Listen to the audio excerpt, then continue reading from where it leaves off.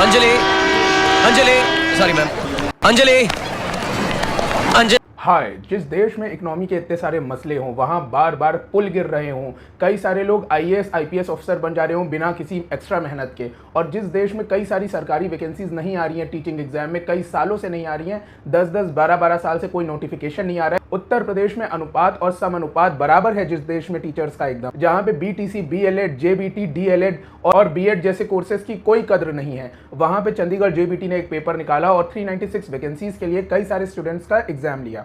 और इतनी सारी खतरनाक परिस्थितियां थी इस देश में उस समय, किसान आंदोलन, इलेक्शंस और भी बहुत सारी चीजें चल रही थी, उसके बावजूद चंडीगढ़ डिपार्टमेंट ने इतना बढ़िया पेपर कराया। जहां बड़े बड़े पेपर लीक हो जा रहे हैं, वहां चंडीगढ़ जेबीटी ने बड़े ही आराम से और फेयर तरीके से पेपर करवाया। उसके बाद हमने मेहनत करवाई अपने स्टूडेंट से, 19 बच्चों का सिलेक्शन हुआ हमारे अकेडमी से, और अचानक से सीन में हमारी एक अंजलि बहन आ जाती है जो कि कहती हैं कि इस भर्ती को जो है आपको कैंसिल करना पड़ेगा, फिर से आपको एग्जाम लेना चाहिए। तो हाय, मेरा नाम है अक्षय और आपको बताना शुरू करता हूं कि जो आज जजमेंट आया है 16 जुलाई का, उसके अंदर क्या क्या चीजें हैं। जी हाँ, याद रखिएगा 16 जुलाई का जजमेंट है, ये 16 फरवरी का नहीं।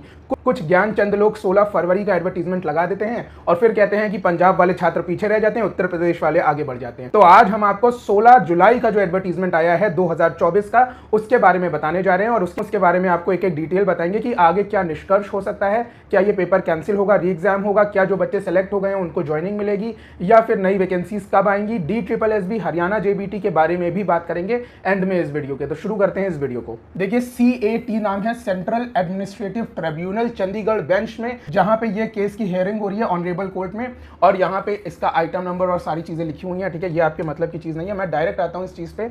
आप देखिए, Anjali versus union territory of Chandigarh through advisor to administrator है, जहां पे एप्लीकेंट के जो एडवोकेट हैं आज वो नन थे, मतलब कि आज वो नहीं प्रेजेंट थे, और जो रिस्पोंडेंट के एडवोकेट थे आप उनका नाम यहाँ पे देख सकते हैं। मैं एक बात अभी क्लियर कर दूं, मैंने LLB नहीं करा है, मैं कानून के बारे में कुछ नहीं जानता हूं, मुझे कुछ नहीं आइडिया है, मैं सिर्फ इसका निष्कर्ष बताने की कोशिश कर रहा हूं।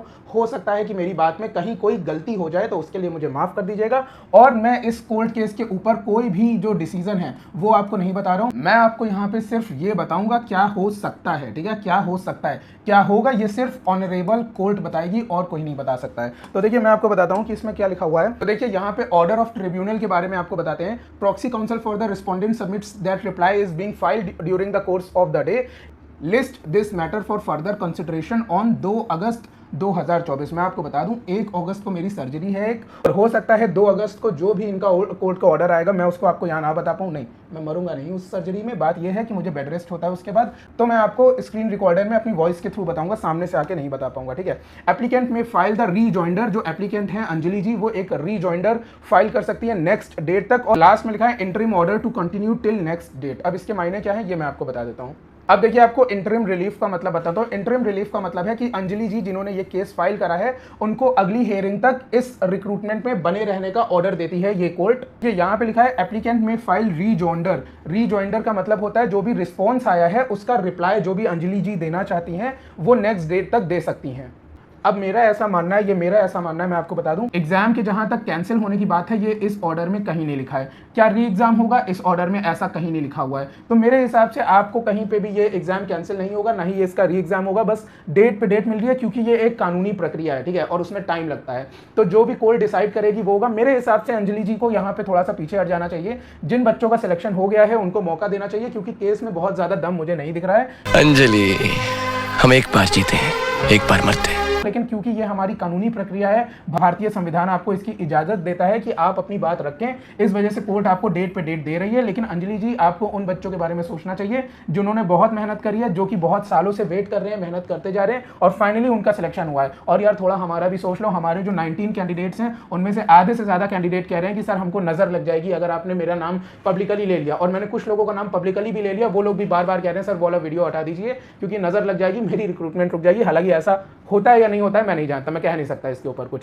तो इस वजह से हम उन बच्चों का नहीं नाम लेंगे, और ये जो भी हमारे बच्चे सिलेक्ट हुए हैं इनका हम आपको इंटरव्यू जरूर दिखाएंगे जैसे ही इनका एक बार सिलेक्शन हो जाएगा। और मेरे हिसाब से इसी साल आपका सिलेक्शन तो हो ही गया है, मतलब ज्वाइनिंग आपकी इसी साल हो जाएगी। ठीक है, अब हम बात कर लेते हैं हरियाणा और DSSB का क्यों नहीं आ रहा है नोटिफिकेशन। पहले हरियाणा की बात करेंगे। देखो, हरियाणा में HKRN वाला एक मसला चल रहा है, दूसरा मसला ये चल रहा है। देखो, कुल मिला के बात ये है कि ऐसी बज़ है कि 23 जुलाई के बाद कहीं ना कहीं इसका नोटिफिकेशन देखने को मिलेगा हरियाणा जेबीटी का। अब हम बात करेंगे DSSB PRT का। DSSB PRT में मैं आपको बता दूं सिर्फ एक मसला है और वो मसला किसी से छुपा नहीं है। आपको पता है कि आम आदमी पार्टी खुद एक खतरे में आ गई है। मतलब ये एडवर्टीजमेंट निकाल के उनको इसी साल पेपर भी ले लेना था अक्टूबर नवंबर के महीने में, ये बात किसी से छुपी नहीं है, ठीक है। लेकिन फिलहाल आम आदमी पार्टी खुद जो है इस समय बहुत बड़ी प्रॉब्लम में आ गई है। वो सब एक पॉलिटिक्स है, आप जानते हो क्या है उस केस के बारे में, तो उसके बारे में हम बात नहीं करेंगे। लेकिन DSSB का मसला यहीं पर रुका हुआ है। अब आम आदमी पार्टी पहले अपने आप को बचाए या फिर आपका नोटिफिकेशन निकाले, ये एक बड़ी बात है। मेरे हिसाब से DSSB के नोटिफिकेशन के लिए भी आपको अभी थोड़ा सा वेट करना होगा, लेकिन वेट मत करिएगा, ठीक है। मैं क्या कह रहा हूं ना कि आप लोग वेट बिल्कुल मत करना, क्योंकि ये जो हमारे स्टूडेंट सिलेक्शन पाए हैं ना, ये 19 बच्चे जो हैं ये 19 दिन में सिलेक्शन नहीं पा गए। इन लोग ने बहुत मेहनत करी है, काफी टाइम दिया है अपनी चीज को, और सारी चीजें छोड़ के बस एक चीज पे फोकस करा है, वो है इनका पेपर। तो मेरे हिसाब से आप बिल्कुल भी मत रुकिए, लगातार तैयारी करते रहिए। डिस्क्रिप्शन बॉक्स में जाइए, प्लेलिस्ट को देखिए, दिए गए नंबर पे हमें कांटेक्ट करिए और हमारे व्हाट्सएप और टेलीग्राम ग्रुप को ज्वाइन करिए, जो कि डिस्क्रिप्शन बॉक्स में मिल जाएगा। लगातार इसकी आप तैयारी करते रहिए, ठीक है। अगर आप तैयारी नहीं करोगे, मैं कह रहा हूं अगर नोटिफिकेशन आ गया, जैसे कि आपने KVS का देखा था, KVS ने 2022 के दिसंबर में मेरे ख्याल से नोटिफिकेशन निकाला था, फरवरी में एग्जाम भी ले लिया और उसके बाद उन्होंने इंटरव्यू भी करा लिए।